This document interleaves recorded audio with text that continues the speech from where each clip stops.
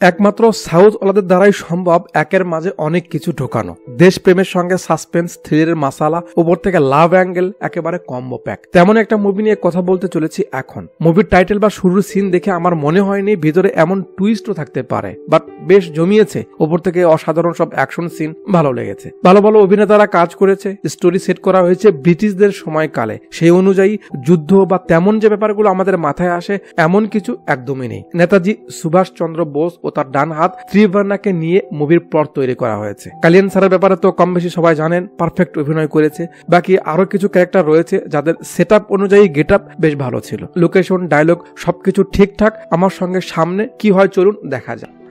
কথা বলছিলাম 2023-এ মুক্তি পাওয়া period spy thriller Telugu movie নাম Devil the British secret agent এর ব্যাপারে। মুভির মূল সিন শুরু হওয়ার আগে বেসিক একটু ধারণা নিয়ে নিন। ব্রিটিশ সাম্রাজ্য হাজার বছর ধরে তারা ছারপোকার মতো দেশ খোকলা করছিল। তাদের ধ্বংস করতে বিশেষ অবদান রাখে বীর সেনা নেতাজি সুভাষচন্দ্র বোস। 1945 ভারত তখনও স্বাধীন হয়নি। প্রায় 4 বছর ধরে নেতাজি সুভাষচন্দ্র বোস বিভিন্ন দেশে অবস্থান করে আন্দোলন চালিয়ে যাচ্ছেন, কারণ সে ধরা পড়লে সৈন্যদের মাঝে হিম্মত থাকবে না। নেতাজি কর্তৃক গঠিত বিদ্রোহী সংগঠন আজাদ হিন্দ ফৌজ হাজার হাজার মানুষ যার ভক্ত আসক্ত। তার মাঝে বিশেষ কাউকে বিশ্বাস করাটা ছিল খুব কঠিন, যদি সে ব্রিটিশের দালাল বের হয় তাহলে। এই জন্য এত মানুষের মাঝে নেতাজির একমাত্র ডান হাত ছিল ত্রিবর্ণা। আজাদ হিন্দ ফৌজের গোয়েন্দা প্রধান ছিল সে। সময় এসেছিল নেতাজির দেশে ফেরার। কোথায়, কখন, কিভাবে আসবে সেসব ডিটেলস ত্রিবর্ণার কাছে পৌঁছাতে টেলিগ্রাফ ব্যবহার করা হয় নেতাজির পক্ষ থেকে, যাতে ত্রিবর্ণা সব সামলে নেয়। এবার মূল সিন শুরু হয়। ব্রিটিশ সিক্রেট সার্ভিসের হেড অফিসে লোকজন কাজ করছে।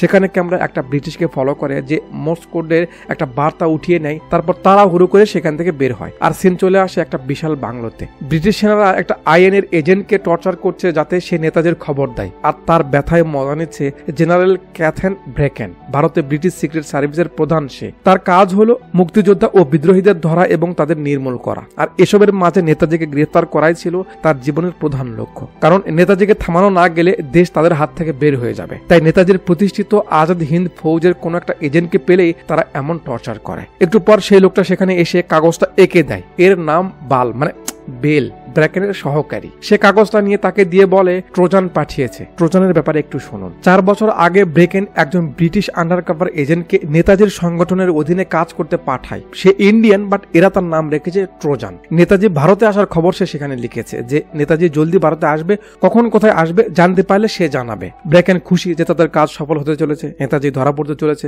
যাকে ধরে এনেছিল তাকে মেরে দেয়। যা, তোর আর দরকার নেই। এখান থেকে সিন কয়েকদিন সামনে আসে রাসাদুপারু মাদ্রাস জমিদারের বাড়িতে। রাতের আধার, যখন চারিদিকে সারা নেই, একটা কাজের ছেলে মহলের ভিতরে ঢোকে চুরি করে। ওদিকে সেই মহলেই জমিদারের মেয়ে বিজয়া রেডি হচ্ছিল। একটু পর সেই ছেলেটা বিজয়ের রুমে আসে।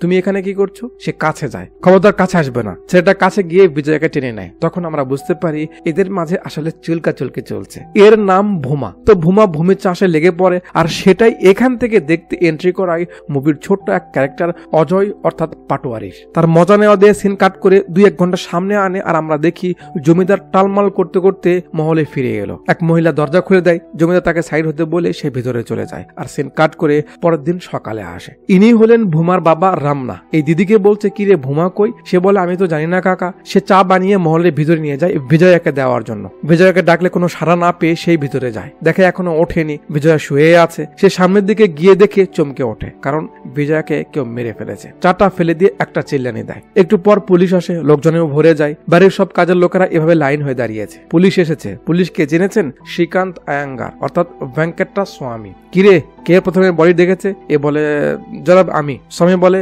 মালিকিন বিয়েতে গেছে, মালিক পার্টিতে, বাড়ি ফাঁকা, এই জন্য চুরি করতে সব করেছিস না? তাকে দোষ দিতে চাইছে। তখনই একজন এসে বলে, জনাব এই গামছা বডির কাছে পাওয়া গেছে। কার এটা? দিদি বলে, ভূমা। ভূমাকে? এ কাকুর ছেলে। স্বামী তাকে ধরে যে সে কেন তার রুমে গেছে, তাকে ডাকতে বলে। তখন দিদি বলে, সে আর রানী, মানে যে ওই বাড়িতে রান্নার কাজ করে, সে কাল রাত থেকেই নেই। আরেক পুলিশ স্বামীকে ডাকে, জনাব উপরে আসুন। স্বামী উপরে এখানে এসে দেখে রক্ত পড়ে আছে। উপরে চাকু রাখা ছিল, চাকুটা বের করে দেখে তাতে রক্ত লেগে আছে। আরেকজন একটা রক্তমাখা জামা এনে বলে সাহেব এটাও পাওয়া গেছে। স্বামী এবার জমিদারকে ধরে, কি ব্যাপার সাহেব? জমিদার বলে সে তো কাল রাতে নাচের অনুষ্ঠান থেকে ফিরেই তার রুমে শুয়েছিল, কিছু জানে না। স্বামী এখন সেটা মানে না, সে বলে তাই না, মাল খেয়ে টাল হয়ে এসে দেখেন দুজন একসঙ্গে রয়েছে, বাড়ির চাকরের সঙ্গে মেয়েকে দেখে আপনার সহ্য হয়নি আর আপনি মেয়েকে মেরে ফেলেছেন, ভুমা কোনো মতন বেঁচে গেছে এই জন্য সে পালিয়েছে। জি একদম এটাই ঘটেছে। ব্যাস জমিদারকে ধরে স্বামী নিয়ে যাচ্ছে, এখানে পত্রকারও এসেছে, ছবি উঠাচ্ছে, ক্যামেরা আরেকটা লোককে দেখায়, ফেসটা মনে রাখেন বাকি পরে জানা যাবে। জমিদার কথা বলছে, এদিকে সবাইকে সরিয়ে সামনে আসে সুইট একটা মেয়ে, কেমন সুইট পরে জানতে পারবেন। এন্ট্রি হয় মুভির অন্যতম ক্যারেক্টার সায়ুক্তা মেনন অর্থাৎ নাসাধার। কি হলো, চাচাকে কোথায় নিয়ে যাচ্ছে? চাচি কি হয়েছে? সে তো কান্না করে যাচ্ছে। কাজের মেয়ে বলে বাবুকে ধরে নিয়ে যাচ্ছে বিজয়া খুনের অপরাধে। কি বিজয়া মারা গেছে? সে অবাক হয় কারণ সে জানেই না। স্বামী বলে সে কে? কাকু বলে সে জমিদারের ভাইয়ের মেয়ে, তারা সবাই মারা গেছে, সে এখানেই বড় হয়েছে, মন্দিরে গেছিল মনে হচ্ছে। স্বামী তারও বয়ান নিতে বলে, জমিদারকে নিয়ে যাওয়া হবে, তখন সে উপর দিকে তাকায় আর এখানে আমরা পাটোয়ারির সঙ্গে আরেকটা দিদিকে দেখতে পাই, নাম রোজি। পাটোয়ারির তাকানোর মাঝে তো একটা ঝামেলা দেখা যাচ্ছে। যাক জমিদারকে নিয়ে যাওয়া হয়, সবাই ফিরে যাচ্ছে। আমরা দেখি নাসাধা এবং সাংবাদিক শেফির মাঝে কিছু তো একটা ইশারা চলছে, সব ইশারার সমাধান হবে, চিন্তা করেন না। ক্যামেরা জুম আউট করে গ্রাম পেরিয়ে নদীর ভিতর দিয়ে একটা বিশাল শিপে আসে, তারপর শিপ পেরিয়ে আবারও সামনে এলে দেখি ছোট দুইটা বোর্ডে কিছু লোক আসছে। একটু পর তারা সেই বড় শিপে ওঠে, তারপর কোনো কথা নেই, উড়াদুরা সবাইকে মারতে থাকে। খুবই এক বাজে অবস্থা, কোনো দয়া মা করে না, সমানে মেরে যাচ্ছে। জাহাজের নেভিদেরও মেরে ফেলে, প্রায় সবাই শেষ। একটা কাকু বেঁচে গেছে, মনে হয় বাথরুমে ছিল, সে দেখে অবস্থা খারাপ, চালকও মরে গেছে। সেখানে থাকা রেডিও দিয়ে সে যোগাযোগ করার চেষ্টা করে যে শিপে হামলা হয়েছে, জলদস্যুরা শিপ দখল করে নিয়েছে, আমাদের বাঁচান। কন্ট্রোল রুম থেকে শিপের অবস্থান দেখে বলে তারা সেখানে কোনো সাহায্য পাঠাতে পারবে না। এখন কি হবে? সেখানকারই এক অফিসার শিপের ডিটেলস চেক করতে করতে শেষের দিকে এসে একটা নাম পায়, ডেভিল, স্পেশাল এজেন্ট। অফিসারকে জানায় স্যার ডেভিল শিপে রয়েছে। দেখে অফিসার বলে এই সেরেছে, আজ ওদের ভাগ্য খারাপ, আমাদের ভাগ্য ভালো, যাক বেঁচে গেলাম আমরা। এদিকে কাকু রুম থেকে বের হতেই একটা ডাকাত তার সামনে পড়ে, সে উপর দিকে তাকালে এখানে এন্ট্রি হয় অ্যাকশন কিং, আমাদের সবার পরিচিত নন্দামুরি কালিয়ানরাম স্যার, অর্থাৎ আইপিআই মানে ইন্ডিয়ান পলিটিক্যাল ইন্টেলিজেন্স এর এজেন্ট ডেভিলের। তো ভাই উপর থেকে নিচে আসে, ডাকাতরাও তার সামনে ভাসে, তারপর নোয়াখালী ভাষায় তারা কিছু ডায়লগ মারে আর ভাইয়া বরিশাল্লা ভাষায় উত্তর দেয়। এরপর শুরু হয় ডিজে রাহুল রাহুল। তো এখানে যে কচুকাটা ফাইট সিন গুলো হয় দেখে বেশ অসাধারণ লাগে, ভাই একেবারে তুলকালাম উঠিয়ে দেয়। এখানে ওইভাবে দেখানো পসিবল না, যদি আপনারা পারেন তো অরিজিনালি দেখে নিন। যাক ডেভিল সবাইকে মেরে মুরে শিপ তার কন্ট্রোলে নিয়ে নেয়, তারপর চলে আসে হেড অফিসে। এখন পুরো ব্রিটিশদের ভেষ, ভিতরে এসে তার যে বস ছিল লেওড়া তাকে রিপোর্ট করে, আসো আসো ডেভিল ভিতরে এসো। স্যার বর্মা থেকে আমাকে এত জরুরি তলব, কোনো ইম্পর্টেন্ট কিছু? হ্যাঁ হ্যাঁ ভিতরে চলো। নিয়ে আসে ব্র্যাকেনের কাছে। ও ডেভিল টেক ইউর সিট। বেল একটা পত্রিকা সামনে দেয়, ডেভিল দেখে। বেল বলে তোমাকে রাসাদা পাদুতে যেতে হবে এই খুনের মামলা তদন্ত করতে। ডেভিল বলে বাট স্যার একটা খুনের মামলার সঙ্গে সিক্রেট এজেন্টের কি লেনদেন? ব্রেকেন একটা ছবি বের করে দেয়, ডেভিল ছবিটা দেখে বাট আমাদের দেখানো হয় না। সিন চলে আসে রাসাদা পাডু পুলিশ স্টেশনে। ব্রেকেন ফোন করে স্বামীকে বলে একটা স্পেশাল অফিসার যাচ্ছে মামলা তদন্ত করতে, তার খেয়াল রেখো। জি জনাব অবশ্যই। ব্যাস খানিকক্ষণ পর ডেভিল সরাসরি বাংলোতে চলে আসে, স্বামী তার স্বাগত করে। ভিতরে এসে দেখছে ডেভিলের সঙ্গে কিন্তু তার সহকারীও রয়েছে। ডেভিল এখানে এসে অপর চাকুটা বের করে নেয়, তারপর স্বামীকে বলে ফিঙ্গারপ্রিন্ট পাওয়া গেছে কোন হাতের? স্বামী বলে জমিদারের ডান হাতের পাওয়া গেছে স্যার। ডেভিল জিজ্ঞেস করে চাকুতে রক্ত কি ভিতরে ছিল নাকি বাইরে? স্বামী বলে ভিতরে। ডেভিল চাকুর উপর একটু মেডিসিন ঢেলে নিয়ে স্বামীর গলায় ধরে বলে ডান হাতে ধরলে তো রক্ত বাইরে লাগার কথা, কিন্তু লেগেছে ভিতরে, আর ছবিতে কাটার দাগ রয়েছে ডান দিকে, তার মানে যে মেরেছে সে বাম হাত দিয়ে মেরেছে এভাবে যাতে রক্তটা ভিতরে লেগেছে, এজন্য ডান পাশে কেটেছে। তাহলে জমিদারের ডান হাতের ফিঙ্গারপ্রিন্ট আপনি কি করে পেলেন? তার মানে জমিদার খুনি নয় হয়তো। তো এই হলো সত্য দাদা ভাইয়ের সহকারী শাস্ত্রী। স্যার আপনি কি করে এক দেখাতে এত কিছু বুঝলেন? আপনি তো জিনিয়াস স্যার। বাইরে একজন কিসের যেন ঢোল দিচ্ছে, ডেভিড শুনে বাইরে যায়, তারপর স্বামীকে বলে যান আপনি পেন্ডারিদের খেয়াল রাখুন, আমি এইদিকে সামলাচ্ছি, যান। একটু পর ডেভিল সেখান থেকে বের হতেই এখানে এই গোলাপের বাগানে নজর পড়ে, যেখানে এক প্রজাপতি ঘোরাফেরা করছে। You know what I mean? প্রজাপতিকে দেখে তো ভাই নজর ফেরাতে পারছে না, বাপ রে ভাই চোখে কিন্তু সানি পড়বে। শাস্ত্রীকে বলে শাস্ত্রী কে বালিকা, ইনভেস্টিগেশনের জন্য তাকে আহ্বান করো, আমি কথা বলবো। পরের সিনে আমরা দেখি ডেভিল নাসাদাকে ডেকেছে, বলছে আমি জানতে পারলাম আপনি লন্ডনে পড়াশোনা করেছেন, খুব ভালো, তো বিয়ে শাদী কি হয়েছে? সে বলে না। ডেভিল বলে কোনো প্রেমিক এসব জিজ্ঞেস করছেন কেন? ডেভিল বলে আরে এসব তদন্তের আওতায়, জানতে হবে না, বলুন বলুন। নাসাদা বলে জি না এমন কেউ নেই। ডেভিল বলে তো কখনো বিয়ে শাদীর চিন্তা মাথায় এলে এমন হ্যান্ডসাম একটু একটু লাইনে রাখেন। নাশাদা বলে আর যাই হোক সে যেন পুলিশের লোক না হয় যে নিজের দেশের সঙ্গে গাদ্দারি করে ব্রিটিশদের পা চাটে, মানে সে ডেভিলকেই বোঝাচ্ছে আর কি। নাশাদা বলে আমি কি এখন এখান থেকে যেতে পারি? কেন নয়, যান যান যান। ডেভিল সেখান থেকে বিজয়ার রুমে চলে যায়, ভালো করে রুমটা দেখে এই জানালা খোলে আর সেখান থেকে পাটোয়ারিকে দেখতে পায়। শাস্ত্রী ওটা কে বেটা? শাস্ত্রী বলে স্যার জমিদারের বিজনেস পার্টনার, আর পাশে রোজি তার বউ। আচ্ছা ম্যাডামের নাচের ঝলকে সেও ঘিরে গেছে, চল সাক্ষাতের ব্যবস্থা কর। জমিদার নিয়ে এসেছে, ডেভিলের সঙ্গে কথা বলে যে সে যেই হোক না কেন যে তার মেয়েকে মেরেছে তাকে যেন সে খুঁজে বের করে দেয়। ডেভিল আশ্বাস দেয় সে অবশ্যই বের করবে। তারপর ডেভিল চলে আসে পাটোয়ারের কাছে, সে কিছু বলতে চায় না কারণ তার বয়ান নাকি সে পুলিশকে দিয়েছে, সেখান থেকে পড়ে নিতে বলে। এখানে ডেভিলের নজর পড়ে এদিকে, ও এটা তো মজার জিনিস। জানালা খুলে দেখে সোজা ভিউটা চলে যাচ্ছে বিজয়ার রুম। শাস্ত্রী এখান থেকে তো অন্য কিছু দেখা যাচ্ছে মনে হচ্ছে রে। পাটোয়ারি বলে আমার তারা দেখার শখ, এই জন্য ওটা ওখানে রাখা। ডেভিল বলে তাই না, আমারও তারা দেখানোর শখ, যদি একটু কিছু বুঝতে পারি না তো দেখাবো না তারা কি করে দেখাতে হয়। চলে যাচ্ছে, রোজি আসে, আরে ম্যাডাম আপনার নাচের তো পাগল ফ্যান আমি, একটা অটোগ্রাফ দেওয়া যাবে ম্যাডাম প্লিজ? রোজি দিয়ে দেয়। ডেভিল লক্ষ্য করছে সে বাম হাতে লিখছে। যাক, রাতে বারান্দায় ভাই নাশাদার কথা ভেবে ভেবে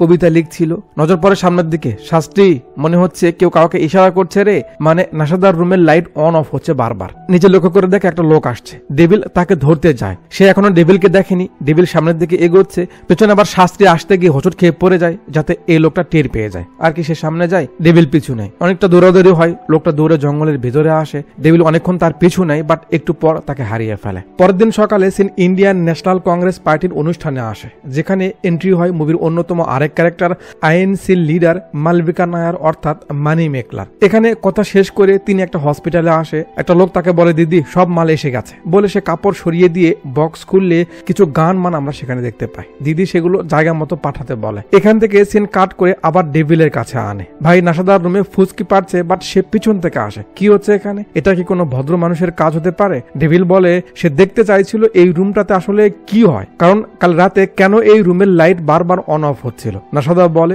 সে কিছু জানে না, সে সন্ধ্যার পরে ঘুমিয়ে পড়েছিল। ডেভিল আর কথা বাড়ায় না, ঠিক আছে বলে যাচ্ছে। রমনা চা নিয়ে আসে। ডেভিল বলে এমন বয়সে একটা যুবক ছেলেকে হারানো আসলে খুব কষ্টের কাকা। ভুমার বাবা বলে কি আর করার সাহেব। সে চলে গেলে ডেভিল শাস্ত্রীকে বলে তার উপর নজর রাখ, ও জানে ভুমা কোথায় আছে। ওর ফেস এটাই বলছিল, কারণ ছেলে হারানোর যে ব্যথা সেটা তার চোখে দেখা যাচ্ছিল না। গল্প করতে করতে দুজন মহল থেকে বেরিয়ে আসে। শাস্ত্রী কথা বলছে, ডেভিল এদিকে লক্ষ্য করে বলে শাস্ত্রী ওখানে কি হচ্ছে? স্যার গ্যাস দিয়ে রান্না। আব্বাই সে তো বুঝতে পারছে, কিন্তু বায়োগ্যাসের রান্না হচ্ছে এখানে। শিখাটা এমন হবে কেন? শিখা নীল হওয়ার কথা না, তার মানে এখানে তো মিথেন গ্যাস ইউজ হচ্ছে না। এমন লাল শিখা তো কার্বন গ্যাসে হয়। তাড়াতাড়ি লোক ডেকে গ্যাস প্লান্ট তল্লাশি করো, তাড়াতাড়ি করো জলদি। তাই করা হয়। লোকজন গ্যাসের চেম্বারে কিছু একটা পেয়েছে, টেনে উঠালে আমরা দেখি মহলে রান্না করা রানীর লাশ। সবাই তো অবাক, এখানে তার বডি কি করে এলো, কে হতে পারে? তার হাতে একটা চাবি নিয়ে সে মরেছে। ডেভিল তার থেকে চাবিটা নিয়ে দেখছে। আন্টির দিকে তাকালে আন্টি ইশারা করে এটা ওই দরজার। ডেভিল চলে যায় দরজা খুলতে। এরা সবাই নিষেধ করে যে ওই দরজা খোলা নিষেধ, এটা নাকি অশুভ। বাট ডেভিল কিছু শোনে না, সে দরজা খুলে ফেলে। তারপর বলে এই দরজা দিয়েই খুনি ভিতরে এসেছে আর বিজয়াকে মেরে পালিয়ে গেছে। আন্টি বলে কিন্তু বেটা এর তো একটাই চাবি আর এটা আমার কাছেই থাকে। ডেভিল আন্টির কাছে থাকা চাবিটা ভালো করে দেখলে নজরে পড়ে চাবিতে কিছু একটা লেগে আছে, মানে মম দিয়ে কেউ চাবির মাপ নিয়ে গেছে। এখানে চাবি বানানোর দায়িত্বে কে আছে? রামনা বলে দেবাইয়া নামের একটা লোক। আর এই দেবাইয়া কে চিনেছেন? মনে রাখতে বলেছিলাম যার ফেস সে।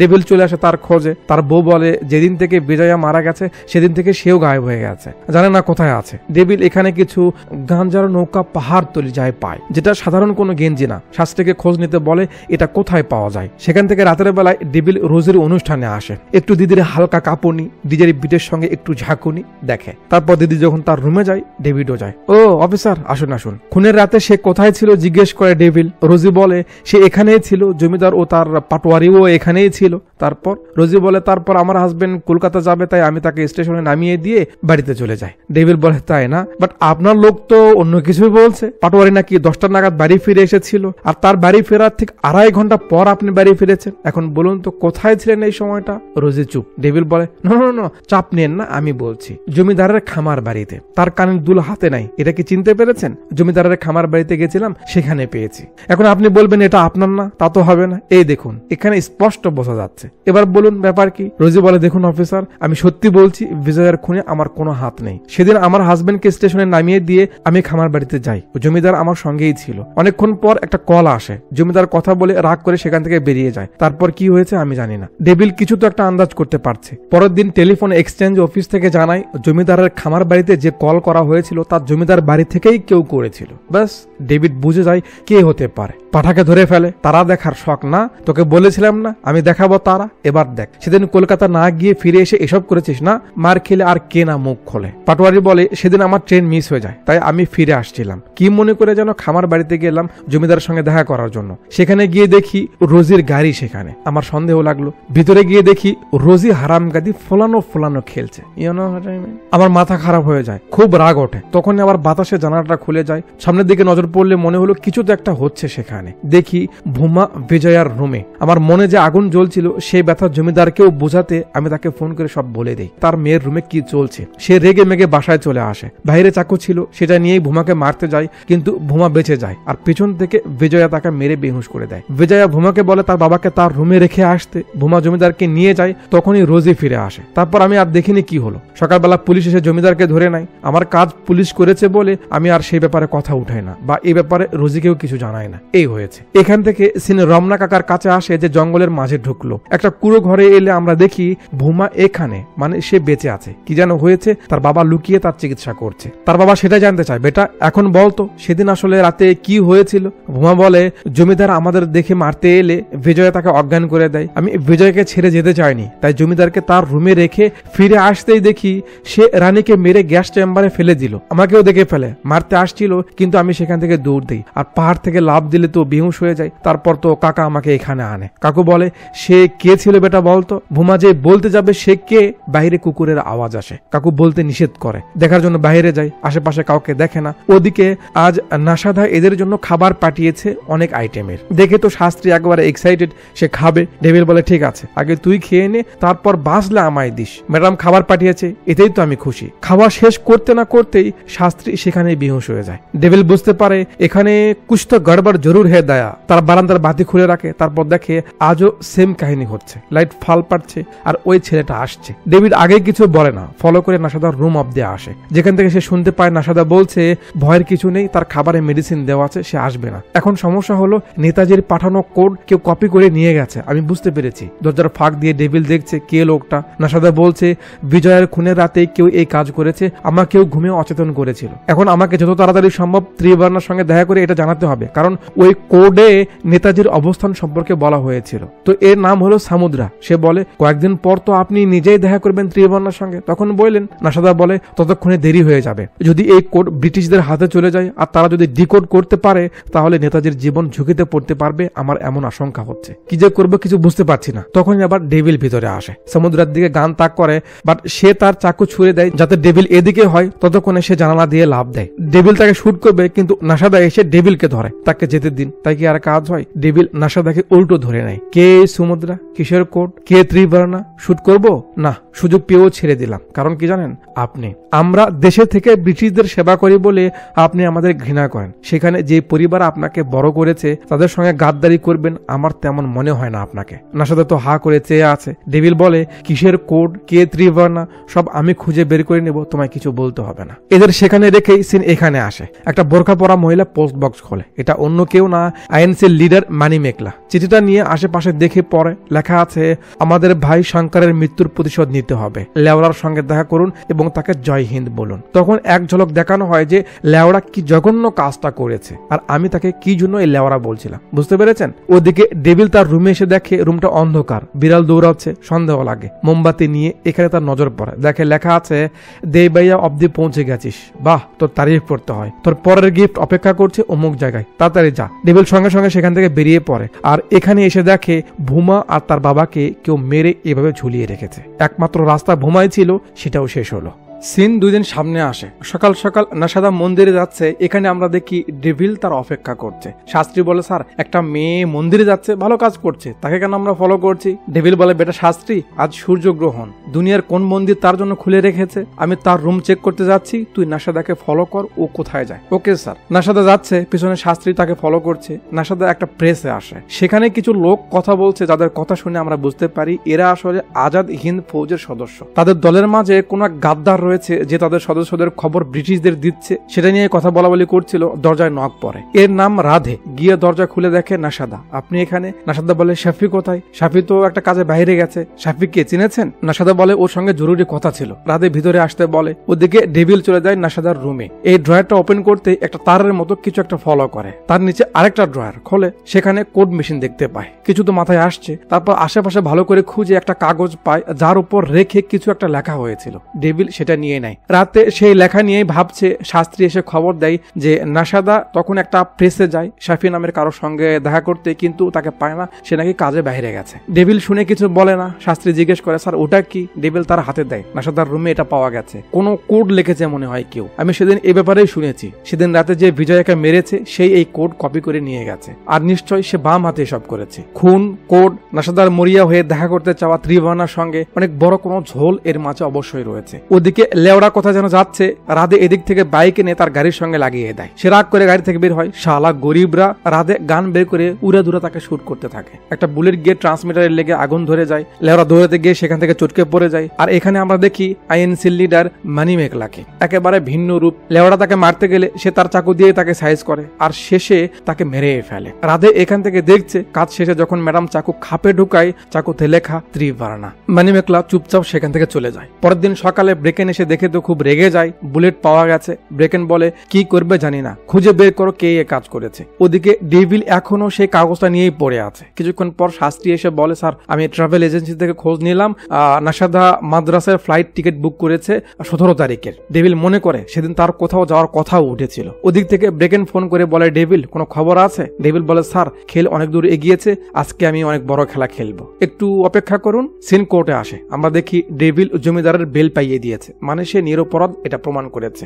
নাশাদার চাচা চাচি ডেভিলকে ধন্যবাদ জানায় যে সে অনেক বড় একটা কাজ করেছে। নাশাদার লুক দেখে মনে হচ্ছে সে ডেভিলকে একটু তো ভালো মনে করছে। ডেভিল যাচ্ছে, নাশাদা আসে। পার্সোনালি তাকে ধন্যবাদ জানায় যে আপনি সত্যিটা বুঝতে পেরেছেন। ডেভিল বলে পোশাক কারো মনের অবস্থা বয়ান করে না, সব সময় পোশাক তাদেরই পরেছি, তারা মানে এই নয় যে আমারও স্বভাব তাদের মতোই হবে বলে মুচকি হাসি দিয়ে ডেভিল চলে যায়। এরপর শুরু হয় সোয়াচের রোগ। আরে অন্য কিছু না, চুলকা চুলকি। দুজনের রিয়াকশনে এটা তো শিওর বোঝা যাচ্ছে দুজনে জলে ডুবেছে। নাশাদার সঙ্গে বেশ কিছু রোমান্টিক সিন আমরা এখানে দেখতে পাই, যাতে এটা ক্লিয়ার হয় যে ডেভিল নাশাদাকে ভালোবেসে ফেলেছে। মাঝে এভাবে কয়েকদিন পার হয়ে যায়। ডেভিল এখানে দাঁড়িয়ে ভাবছে।